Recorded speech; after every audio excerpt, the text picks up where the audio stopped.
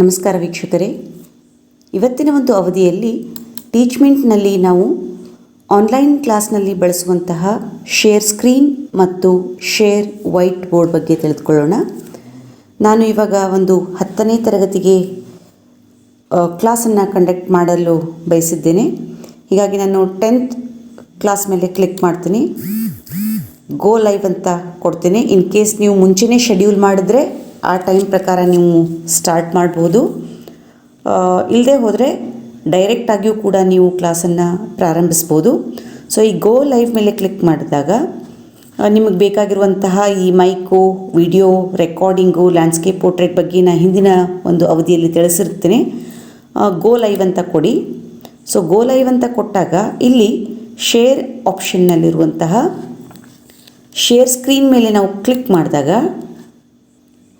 ನಿಮ್ಮ ಮೊಬೈಲ್ನಲ್ಲಿರುವಂತಹ ಫೋಟೋಸು ಅಥವಾ ವಿಡಿಯೋಸನ್ನು ನೀವು ಶೇರ್ ಮಾಡ್ಬೋದು.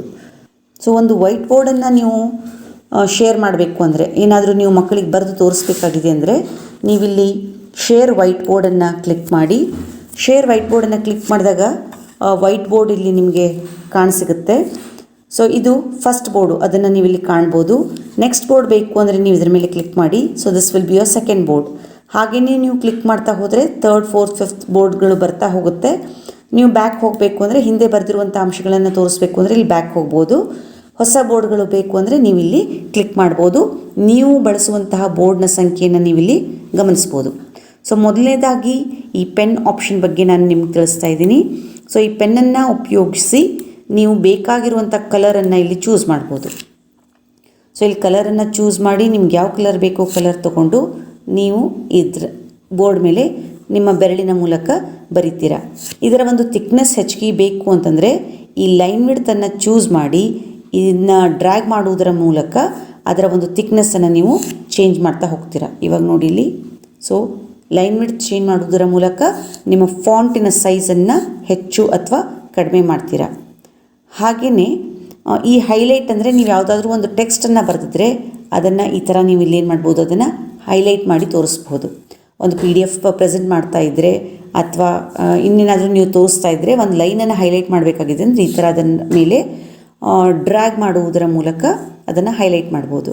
ಸೊ ನೀವು ಬರೆದಿರುವಂಥ ಅಂಶವನ್ನು ಅಳಿಸ್ಬೇಕು ಅಂತಂದರೆ ಇರೇಸರನ್ನು ನೀವು ಯೂಸ್ ಮಾಡ್ತೀರಾ. ಸೊ ಈ ಇರೇಸರನ್ನು ಬಳಸುವುದರ ಮೂಲಕ ನಿಮ್ಗೆ ಬೇಡವಾಗಿರುವಂಥ ಭಾಗವನ್ನು ಇಲ್ಲಿ ಅಳಿಸಿ ಹಾಕ್ಬೋದು. ಅದೇ ರೀತಿ ಈ ತಕ್ಷಣ ಮಾಡುವಂಥ ಕೆಲಸ ನಿಮಗೆ ಬೇಡವಾಗಿದ್ದರೆ ನೀವು ಅಂಡು ಕೂಡ ಈ ಥರ ಮಾಡ್ಬೋದಾಗಿದೆ. ಸೊ ಅಂಡು ರೀಡು ಆಪ್ಷನ್ ಕೂಡ ನಿಮಗಿಲ್ಲಿ ಲಭ್ಯವಾಗುತ್ತೆ. ಸೊ ಇದು ಅಂಡು ಮತ್ತು ರೀಡು ಬಟನ್ಸ್ಗಳಾಗಿದೆ. ನಂತರ ಟೆಕ್ಸ್ಟು. ಸೊ ನಾನು ಇದು ಫಸ್ಟ್ ಪೇಜಲ್ಲಿ ಇದನ್ನು ತೊಗೊಳ್ತಾ ಇದ್ದೀನಿ. ನೆಕ್ಸ್ಟ್ ಪೇಜಿಗೆ ನಾನು ಹೋಗ್ತಾ ಇದ್ದೀನಿ. ಸೊ ನೆಕ್ಸ್ಟ್ ಪೇಜಿಗೆ ನಾನು ಇಲ್ಲಿ ಕ್ಲಿಕ್ ಮಾಡ್ತಾ ಇದ್ದೀನಿ. ಸೊ ಇಲ್ಲಿ ನಾನು ಟೆಕ್ಸ್ಟನ್ನು ಬಳಕೆ ಮಾಡ್ತಾ ಇದ್ದೀನಿ. ಸೊ ಟೆಕ್ಸ್ಟ್ ಅಂದರೆ ನೀವಲ್ಲಿ ಏನು ಬೇಕೋ ಅದನ್ನು ನೀವು ಟೈಪ್ ಮಾಡ್ಬೋದಾಗಿದೆ. ಸೊ ನಾನು ಇವಾಗ ಇಲ್ಲಿ ವೆಲ್ಕಮ್ ಅಂತ ಟೈಪ್ ಮಾಡಿದ್ದೀನಿ. ಡನ್ ಅಂತ ಕೊಡಿ. ಡನ್ ಅಂತ ಕೊಟ್ಟಾಗ ಅಂದರೆ ನಿಮ್ಮ ಒಂದು ಟೈಪಿಂಗ್ ಕಂಪ್ಲೀಟ್ ಆಯಿತು ಅಂತ ಅರ್ಥ. ಸೊ ಇದನ್ನು ಎಲ್ಲಿ ಬೇಕೋ ಅಲ್ಲಿಗೆ ಪ್ಲೇಸ್ ಮಾಡಿ ಈ ಚೆಕ್ ಮಾರ್ಕ್ ಮೇಲೆ ಅಂದರೆ ಲಾಂಗ್ ಪ್ರೆಸ್ ಮಾಡಿ ಅದನ್ನು ನೀವು ಮೂವ್ ಮಾಡ್ಬೋದು. ನಂತರ ಇದರ ಪ್ಲೇಸ್ಮೆಂಟ್ ಇಲ್ಲಿ ಕರೆಕ್ಟಾಗಿದೆಯಾ ಅಂತ ಅನ್ನೋದಾದರೆ ಸೊ ನೀವು ಅದನ್ನು ಅಲ್ಲಿ ಪ್ಲೇಸ್ ಮಾಡಿ ಈ ಟಿಕ್ ಮಾರ್ಕ್ ಮೇಲೆ ಕ್ಲಿಕ್ ಮಾಡಿದ್ರೆ ಅದು ಅಲ್ಲಿಗೆ ಫಿಕ್ಸ್ ಆಗುತ್ತೆ. So this is your second board. So next back board ಏನಾಗಿದೆ ಅಂತ ತೋರಿಸ್ಬೇಕು ಅಂದರೆ ನೀವು ಇಲ್ಲಿ ಬ್ಯಾಕ್ ಬೋರ್ಡನ್ನು ನೀವು ತೋರಿಸ್ಬೋದು. So this is second board. 3rd board. ಈ ಥರ ನಿಮ್ಗೆ ಎಷ್ಟು ಬೋರ್ಡ್ಸ್ಗಳು ಬೇಕೋ ಅಷ್ಟು ಬೋರ್ಡ್ಸ್ಗಳನ್ನು ನೀವು ಆಯ್ಕೆ ಮಾಡ್ಬೋದಾಗಿದೆ. ಸೊ ನೋಡಿ, ಈ ಥರ ಮಕ್ಕಳಿಗೆ ನೀವು ಲೆಕ್ಕಗಳನ್ನಾದರೂ ಮಾಡಿ ತೋರಿಸ್ಬೋದು. ಸೊ ನಾನು ಮತ್ತೊಂದು ಬೋರ್ಡನ್ನು ಆಯ್ಕೆ ಮಾಡ್ತಾ ಇದ್ದೀನಿ.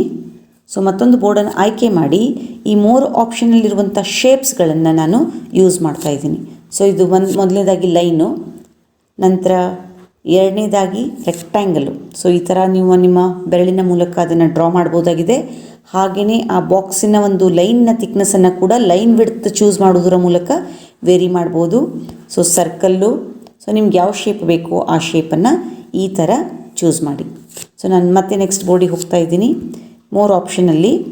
ಸೊ ಇದು ಬೇಡವಾಗಿದ್ದರೆ ಇದನ್ನು ನೀವು ಸಂಪೂರ್ಣವಾಗಿ ಏನು ಮಾಡ್ಬೋದು, ಕ್ಲಿಯರ್ ಅಂತ ಕೂಡ ಕೊಡ್ಬೋದು. ಸೊ ನಾನಿವಾಗ ಇದನ್ನು ಡಿಲೀಟ್ ಮಾಡ್ತಾ ಇಲ್ಲ. ಇಲ್ಲಿ ನಾನು ಇದನ್ನು ಇನ್ ಕೇಸ್ ಸೇವ್ ಅಂತ ಕೊಟ್ಟರೆ ನೀವು ಮಾಡಿರುವಂತಹ ಈ 4 ಬೋರ್ಡ್ ಮೇಲಿನ ವರ್ಕು ಸೇವ್ ಆಗಿರುತ್ತೆ. ಮಕ್ಕಳು ಇದನ್ನು ಸ್ಟಡಿ ಮಟೀರಿಯಲಲ್ಲಿ ಇದನ್ನು ಕಾಣ್ಬೋದು. ಇವಾಗ ಈ ವೈಟ್ ಬೋರ್ಡ್ ಯೂಸ್ ಮಾಡೋದನ್ನು ನಾನು ಸ್ಟಾಪ್ ಮಾಡಬೇಕಾಗಿದೆ. ಇದರ ಮೇಲೆ ನಾನು ಕ್ಲೋಸ್ ಮಾಡ್ತೀನಿ.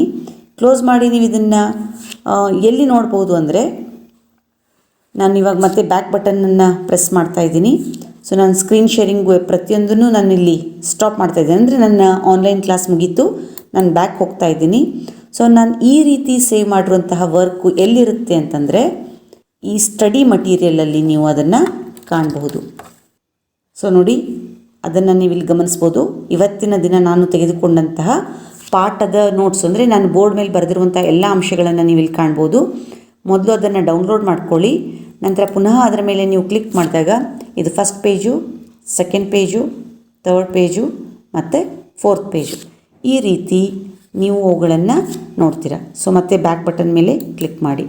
ಸೊ ಸೇವ್ ಮಾಡಿದ್ರೆ ಅದನ್ನು ನೀವು ಈ ಸ್ಟಡಿ ಮಟೀರಿಯಲಲ್ಲಿ ಕಾಣ್ಬೋದು.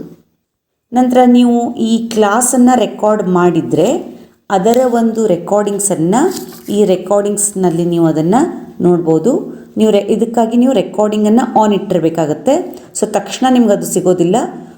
ಕೆಲವು ಗಂಟೆಗಳ ಬಳಿಕ ಅಥವಾ 24 ಗಂಟೆಗಳ ಬಳಿಕ ಆ ರೆಕಾರ್ಡಿಂಗ್ಸನ್ನು ನೀವು ಇದರಲ್ಲಿ ಕಾಣ್ಬೋದು. ಸೊ ಮುಂದಿನ ಅವಧಿಯಲ್ಲಿ ನೋಟಿಸ್ ಬೋರ್ಡ್ ಮತ್ತು ಅಸೈನ್ಮೆಂಟ್ಸ್ಗಳ ಬಗ್ಗೆ ತಿಳಿದುಕೊಳ್ಳೋಣ. ಧನ್ಯವಾದಗಳು.